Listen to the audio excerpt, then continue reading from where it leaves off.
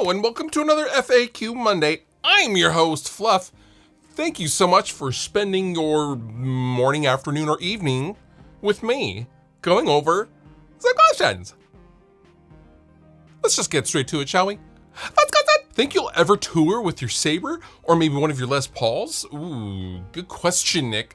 I just restrung the Sabre like right before filming this. This is the Sabre. Everyone, Sabre. Meet the internet. Pretty good, yeah. I love this guitar, and an old answer of mine would have been no, because this wasn't in the right tuning. However, one of the newer songs from the deluxe record for Dragged Under is Just Like Me, which is in drop D, and this is an E standard and can easily be put into drop D. There's definitely a good possibility that I would tour the Sabre because it plays like butter. And it's just a phenomenal look. I mean, look at this thing. This is, oh, so good. It sounds really good as well. Feels good, plays good, sounds good. It's very, very reliable. So there's a very, very good chance I would take this on tour. However, being an Ernie Ball Music Man artist, I would probably not tour my Les Pauls. Now, I will say, Music Man and Tim is super, super cool about me using other brands of guitars, especially on tour. However, the reason why I wouldn't take any Les Pauls on tour is because they don't stay in tune at all. I mean, they do. Like the newest Les Paul I have, the custom, is very, very reliable as far as tuning goes. However, you know, really, really cold environments to really warm clubs and things like that, the road worthiness, and it's been toured a lot, the guitar has, but I don't know, man. I like the reliability and the fact that I don't have to think about an Ernie Ball Music Man when I'm on tour. This is one less thing I have to worry about. It doesn't matter if it's been left in a, you know, cold trailer at 20 degree below zero temperature or anything like that. It doesn't matter. They're gonna be there for me and not leave me next to the side of the road. Have any of the sellers from your ridiculous Reverb episodes reached out to you in any positive or, more than likely, negative way? Love the channel. No, I haven't had anyone. No, maybe there was one. I think there was someone who was like, hey man, just so you know, I came to this price based on, I think that was after the first episode I did. There was someone that emailed me and was just like, okay, the reason why I think it's worth that way, and they were trying to justify the price, whatever. I have seen and been sent a few of the listings that I've featured, and they now put, you know, the first thing in the description is as featured on Wrist, Beards, and Gear, which is hilarious because if I'm bagging on them, why would you want to advertise that? Anyway, I do realize that I'm bringing attention to these sellers. However, in doing so, my hope is that I steer anyone away from making I don't know, not a bad purchase, because, you know, if you want to spend 30,000 bucks on a Fender neck that was made the same day that David Gilmour's was, fine, do it. But just know what you're buying. I guess really that's the point of the listing videos. Also, it's fun. And I think, you know, I've always had a lot of those moments where I'm just like, what, is this guy high? And so I think everyone enjoys sharing in that. I don't know, it's really tongue in cheek. A lot of people bag on me for, you know, just being such a douche and all that kind of stuff. And whatever, it is what it is, but I just do those just to be kind of funny and fun, and also some of them are crap, so, you know, whatever. But no one's really reached out to me, besides the one. What dual rectifier revision is your favorite? What makes you think I like Mesa Boogie dual rectifiers, besides the 3 next to me? And the, like, 30 that I've owned in my life. No, seriously, I don't think it's any secret by this point. You know, the Boogie rectifiers, the old rectifiers, are probably some of my favorite amplifiers ever made. I love them so much, and there's a few different revisions in the 2-channel variants of the amplifier. I think, let's see, this is a Rev D. This is serial number like 610 or something like that. This is a very, very, very early rectifier. And then we have, this is a revision G. This is like serial number like 8000.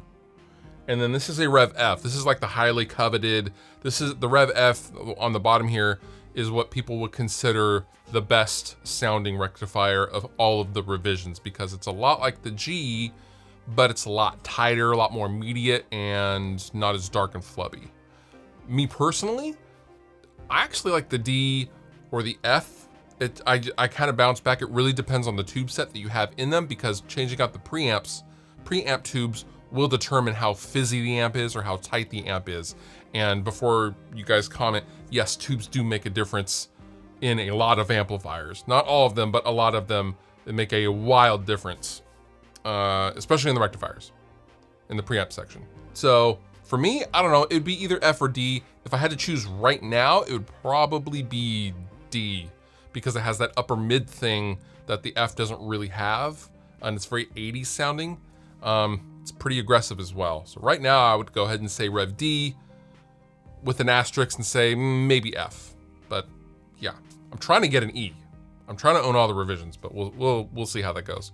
Reza, I'm talking to you. What is the best flavor of Topo Chico? So I get asked, is this video, you should be disclosing that this video is sponsored by Topo Chico.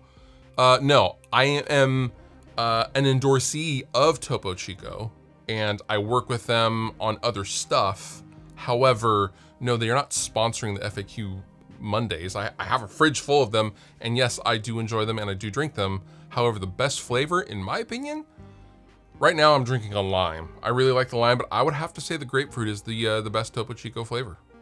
If you have an opinion on this matter, which is a very important one, I might add, please leave a comment down below in the description. I think it's grapefruit though. I think everyone's gonna say grapefruit, right?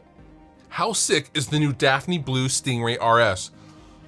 Bruh, it's so sick. For those of you who have not seen the new 2021 Daphne Blue Stingray RS, oh my lorda. Lorda, not Lord, Lorda. That color though is so perfect. Reminds me of, I think Kurt Cobain had a Mustang with that color, and a Jag Stang for that matter, in that color. Daphne Blue is just mwah. Stingray RS in that color is fabulous, and I'm a huge fan. Other than rock and metal, which genres of music do you enjoy listening to?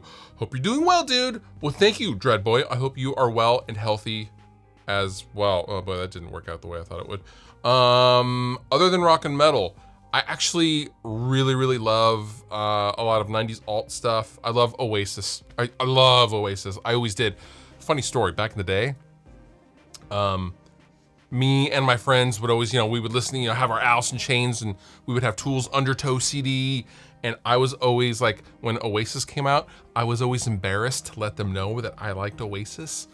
So I bought the CD in secret, cause we would all collectively kind of walk to the nearest Blockbuster Music, which was a chain of stores where you could go and listen to music before you bought it, right? So you give them the CD behind the counter, and you would go to a listening station, and they would pop in the CD and you could listen to it. I went by myself so no one would know, and I bought Oasis's What's the Story Morning Glory when it came out. And I didn't tell my friends that I liked Oasis. That's a true story. I also really like some 60s jazz, guitar-based jazz. I am a huge Tal Farlow fan. For those of you who probably have never heard of him, I have like 4 of his original records from the 60s and 70s. I just love putting on like a guitar-based jazz record and doing housework, or doing the dishes or barbecuing and having the door open in the summer. That kind of stuff really sets a mood, and I love it for that. I cannot play jazz by any means. I am a horrible guitar player myself. However, I do love listening to a lot of jazz guitar, especially that mellow classic jazz club, smoking a cigarette and having a martini kind of vibe. Love that. Is there one guitar tuning that you prefer over others? Ooh, good question, Portland's Batman. Really, you Portland's Batman? Who's Seattle's Batman? Anyway, one tuning I prefer over them, I mean, honestly, lately, it's usually driven by what the band is doing. And for a long time, it was drop B, just because in Rest Repose, my old band, that's what we played in primarily. So I would have all these guitars in drop B, and I do that because I can use them here, and then I can also go and use them in the live setting and go and play a show with one or this one or that one. You know, Dragged Under's primarily in drop C sharp, which is drop D down a half step. And so typically, most of my guitars these days are in E standard, drop D, drop C sharp, or E flat, which is a far cry from the drop B days. But I also welcome that change because, I don't know, there's an immediacy to that tuning. Tuning up, there is an amount of aggression to that tuning. I just really, really love drop C sharp. Also, I can play Alice in Chains songs all day, which is not a bad thing. So yeah, drop C sharp, that's what the Les Paul is in. That's what my Gibson Gold Top is in. That's what the PRS, no, the PRS is in drop D. Anyway, I have a bunch of guitars either in drop D or drop C sharp. I love those tunings, they're awesome.